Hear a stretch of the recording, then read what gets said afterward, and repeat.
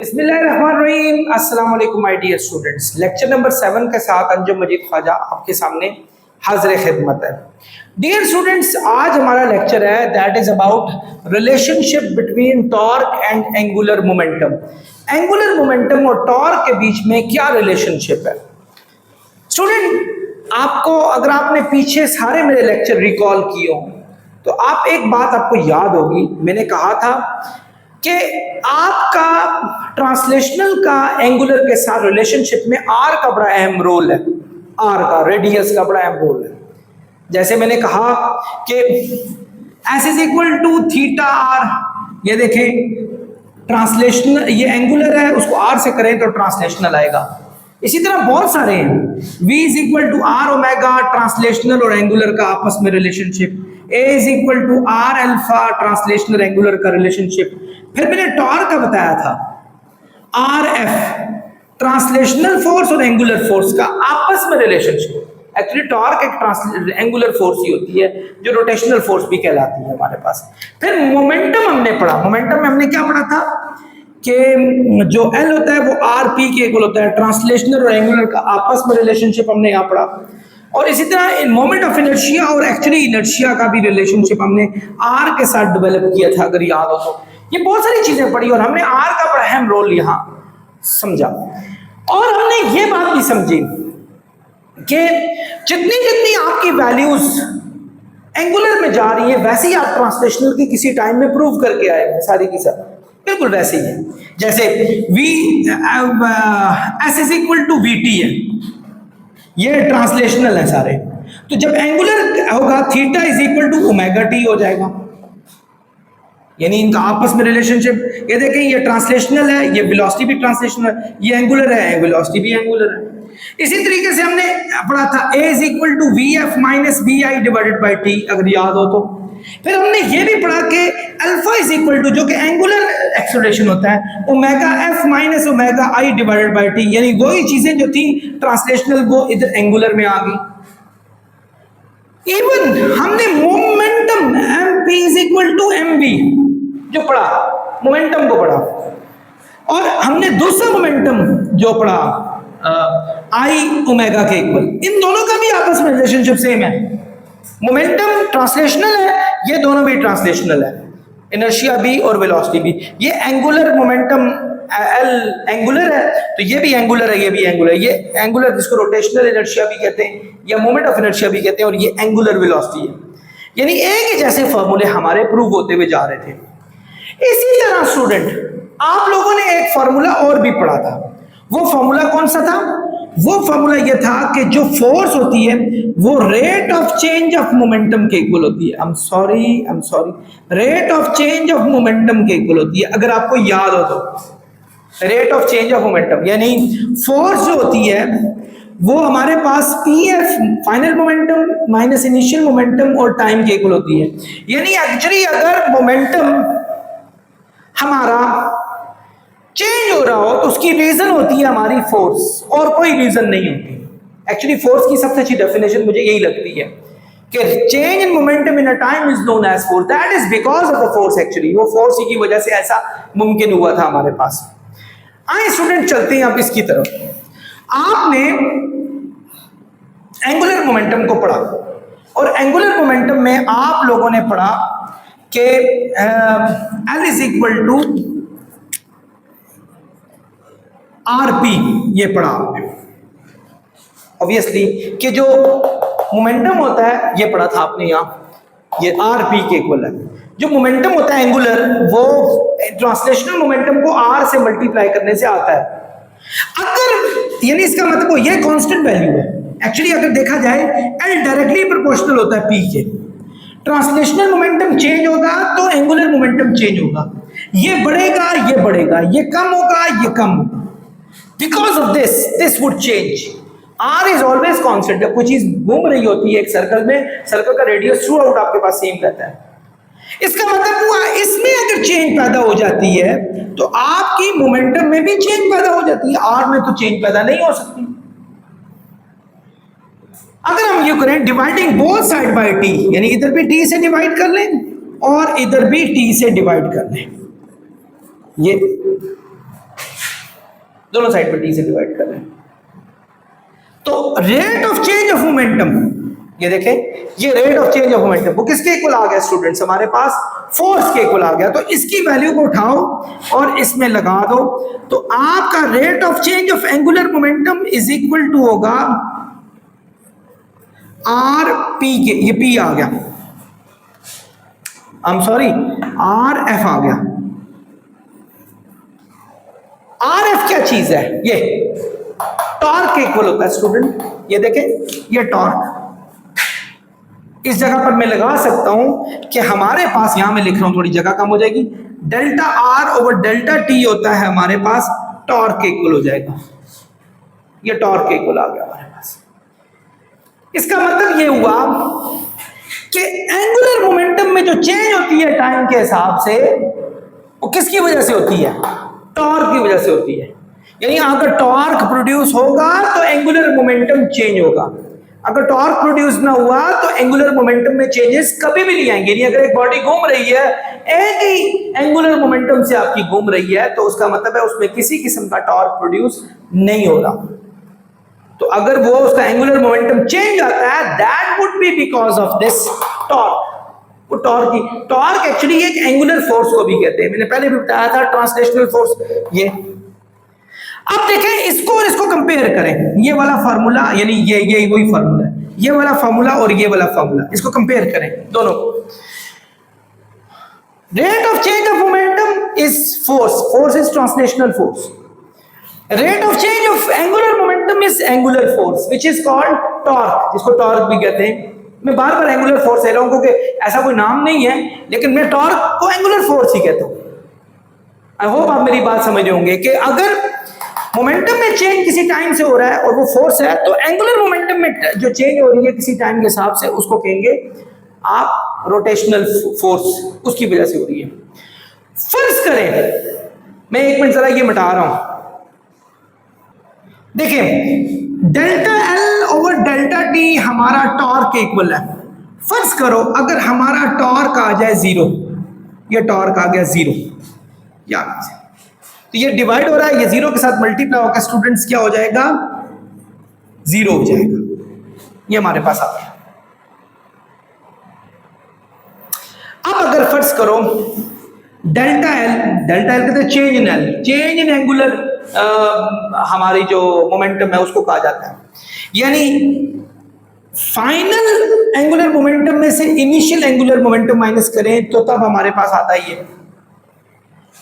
L I minus हो रहा है, वहां जाके क्या हो जाएगा, प्लस हो जाएगा। इसका मतलब है कि अगर टॉर्क हमारे पास जीरो है, यानी टॉर्क प्रोड्यूस नहीं होता, तो फाइनल एंगुलर मोमेंटम और इनिशियल एंगुलर मोमेंटम दोनों आपस में क्या हो जाएंगे स्टूडेंट्स, वो इक्वल हो जाएंगे। यानी सेम एंगुलर मोमेंटम हर वक्त रहेंगे हमारे पास। जिस तरह आपने पढ़ा था कि rate of change of momentum जो होता है वो फोर्स के इक्वल होता है, तो अगर फोर्स ना अप्लाई की गई हो, जीरो, चेंज इन मोमेंटम क्या होता है, final momentum minus initial momentum के, डेल्टा टी वहां जीरो से मल्टीप्लाई होकर जीरो हो जाएगा। फाइनल मोमेंटम और इनिशियल मोमेंटम आपस में जीरो होंगे जब फोर्स जीरो होगी। इसी तरह टॉर्क जीरो हुआ तो फाइनल एंगुलर मोमेंटम और इनिशियल एंगुलर मोमेंटम दोनों आपस में इक्वल हो जाएंगे, बिल्कुल उसी तरीके से जैसे ये। मैं पिछले टॉपिक में थोड़ा सा उजलत में था, मुझे कहीं एक काम पड़ गया, समझ लें, एक बड़ी इंपॉर्टेंट हो गया था मसला, जिस वजह से मुझे वो वीडियो जल्द खत्म करनी पड़ी। मैं उसमें आपको एंगुलर मोमेंटम की यूनिट नहीं बताई थी, तो मैं चाहूंगा कि एंगुलर मोमेंटम की ना सिर्फ यूनिट बताऊं बल्कि उसकी डायरेक्शन भी बताऊं। स्टूडेंट्स ये देखें, एक्चुअली एंगुलर मोमेंटम किसके इक्वल होता है, आर पी के इक्वल होता है। ये पढ़ा था आपने। आर रेडियस है जिसकी यूनिट होती है मीटर, और इसकी थी न्यूटन सेकंड, अगर याद हो तो इसको अगर मल्टीप्लाई करें तो न्यूटन मीटर सेकंड हो जाएगी। न्यूटन मीटर सेकंड किसकी, एंगुलर मोमेंटम की यूनिट आ जाएगी हमारे पास। न्यूटन मीटर को जाउल भी कहते हैं, आपने पढ़ा होगा। जाउल क्या था, F is equal to W is equal to FD, अगर याद हो तो। F हमारे पास न्यूटन था, ये मीटर था, तो W की यूनिट जाउल थी, तो न्यूटन मीटर को जाउल भी कहते हैं। तो न्यूटन मीटर को जाउल कह दिया मैंने, जाउल सेकंड इसकी यूनिट आ जाएगी हमारे पास। जिस तरह इसकी न्यूटन सेकंड आएगी, इसकी जाउल सेकंड आ गई हमारे पास। यानी मोमेंटम की यूनिट न्यूटन सेकंड, जबकि एंगुलर मोमेंटम की जूल सेकंड। और इसकी डायरेक्शन को कैसे फाइंड आउट किया जाता है? फर्ज करें अगर एक बॉडी है वो रिवॉल्व कर रही है, फर्ज करें ये बॉडी हमारे पास रिवॉल्व कर रही है, ये बॉडी रिवॉल्व कर रही है, ये रिवॉल्व कर रही है, घूम रही है, तो क्या होगा? आप हाथ को, अपनी फिस्ट को यूं टर्न करें, यूं कि आपका हाथ, कर्ल फिंगर जो है वो रोटेशन की तरफ हो, तो आपका जो थंब होगा वो एंगुलर मोमेंटम की डायरेक्शन में होगा।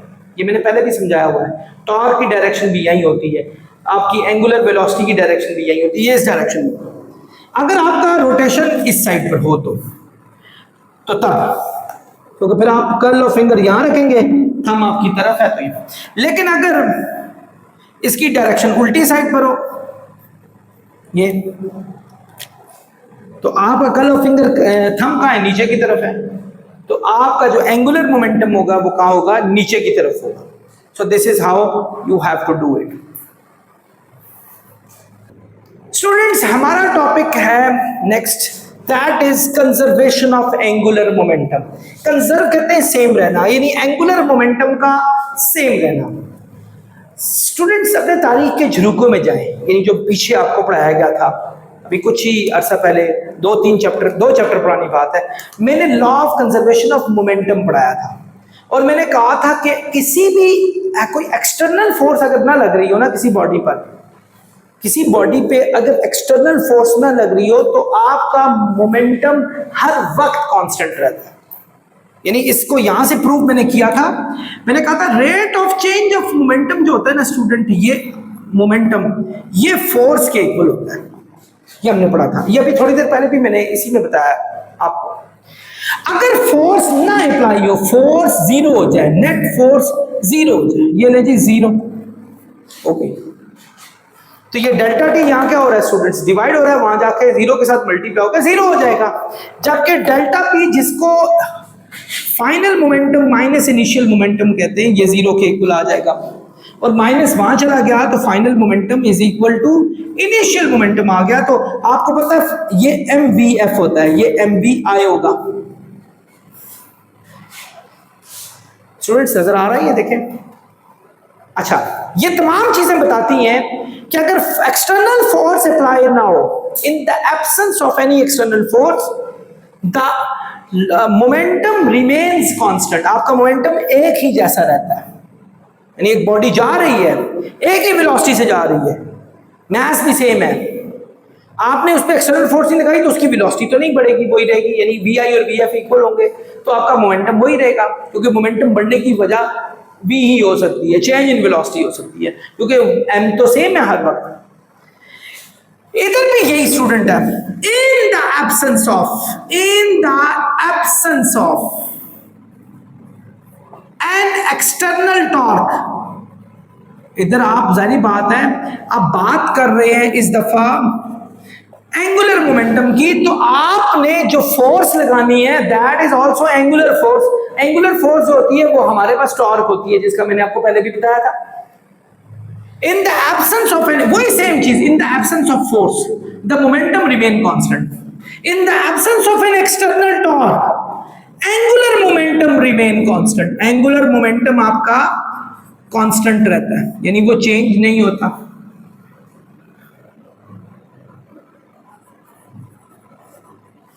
Remains constant.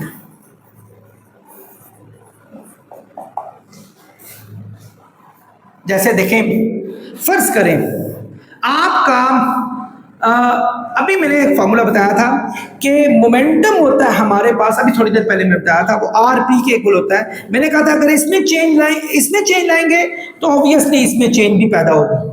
तो अगर मैं इन दोनों को टी से डिवाइड कर दूं तो हमारे पास डेल्टा एल ओवर पी जो है, यानी change in moment, angular momentum in unit time, वो इक्वल हो गया, ये पूरा हमारा फोर्स है, आर एफ के इक्वल हो गया, जिसको टॉर्क कहेंगे।